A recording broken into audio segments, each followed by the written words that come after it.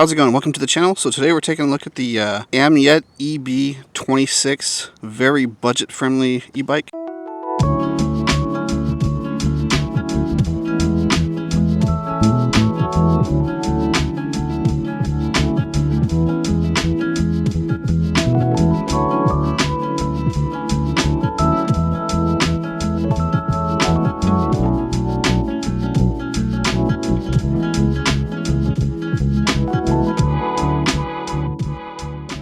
Okay, so let's start off with the powertrain. So this is rocking a 48 volt, 15 amp hour battery paired with a 1000 watt internally geared rear hub motor there. The claim top speed is 28 miles an hour, but let's just jump right into a top speed and acceleration test. All right, so let's find somewhere to do a top speed test. It's pretty busy right now over here. Let's see. First, let's see how long it takes for the pedal assist to come on. Let's see, so 1, 2, two turns, 2 full turns of the pedals, and it kicks in. The claim top speed is 28 miles an hour, but we'll see what we can get up to. Okay, here we go. This is full power, level 5. Well, wow, the display is surprisingly accurate. It pretty much matches the GPS perfectly. 23, 25. Yeah, if I had more room, maybe I can get up to like 26 or something like that. But see what the free spin speed is really quick. Since this display is surprisingly accurate, let's see here.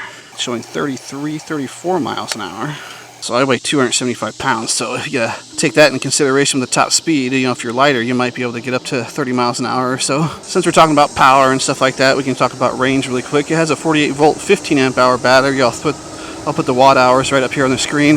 In full power mode, you're probably looking at 20, 25 miles, something like that. And then if you do like a pedal assist only, one of the lower power modes, you can get, you know, much more than that, probably up to 50 miles an hour or so if you really wanted to, like in mode 1. You know, one thing I'm noticing is these, like I said, the bike's a little compact, and when I'm pedaling, if I'm turning while I'm pedaling, the back of the tire actually rubs on my foot. Yeah, it's kind of hard to do. Just you have to turn it really steep to get it to rub, but yeah, that's something to keep in mind. The thing's rocking some mechanical brakes on 106 millimeter rotors, so not a great brake setup for this size of bike on 26 wheels, but it's got the same setup on the front and the rear. You get your basic levers here, they feel okay. Let's test them out and see how they do. Let's do a really quick brake test. We'll try right here at this hydrant.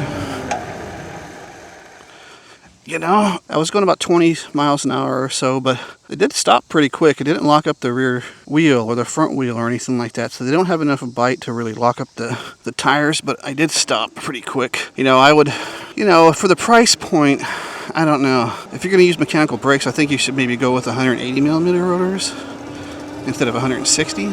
But they did work. I mean, it's not like they didn't work or I felt like they're unsafe or anything like that. They stopped pretty quick.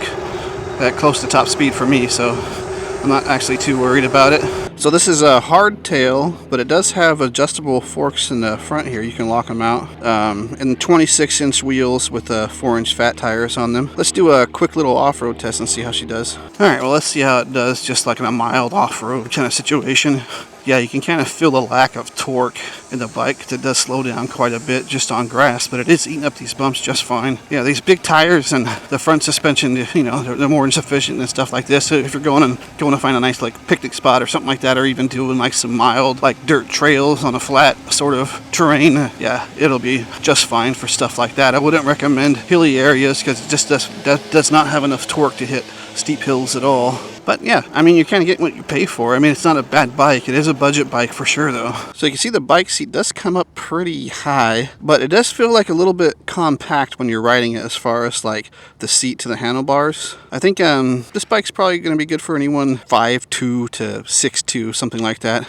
You know, it's pretty comfortable, but here are my just general ergonomic impressions. All right, so the ergonomics actually feel pretty good. Like I mentioned, it's a little, I wouldn't say squished or anything like that, but you're pretty close to the handlebars.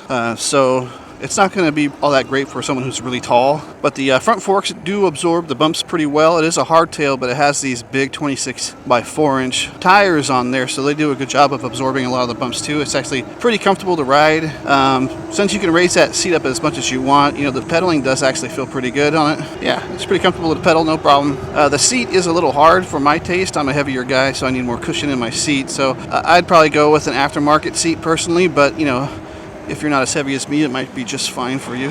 You know, I might have put these fenders on wrong. I'm not sure. Maybe it's supposed to hit the back. Maybe it's supposed to go out the back. I'm not sure. But it comes with plastic fenders front and rear, which is just fine. It's got a rear rack here. Usually these can hold about 100 pounds, something like that. So it's got some versatility. So if you're doing DoorDash, something like that, or you just want to put a bike bag on there, have some extra storage. This is a 7-speed bike with a Shimano derailleur. It's got your basic e-bike trigger shifter here. And take a look at the display here. So we've got just a charge state, your speed, your power level, and your odometer.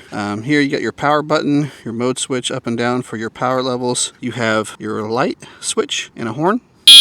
Horn is actually really loud. Here's what your light looks like. And it also has a brake light in the rear and running light when you have your lights on. It's got your basic, e-bike ergo grips. I kind of like these. And it's got the half or quarter throttle, whatever you want to call it here. There's 5 levels of pedal assist. So who's this bike for? I mean, this is a very budget-friendly bike. I think it's on sale right now for like $6.99. And I think that's a pretty good price point for it, with the 15 amp hour battery and the mechanical brakes. You're not getting the highest quality components or the biggest battery, but it is a solid e-bike. It is fun.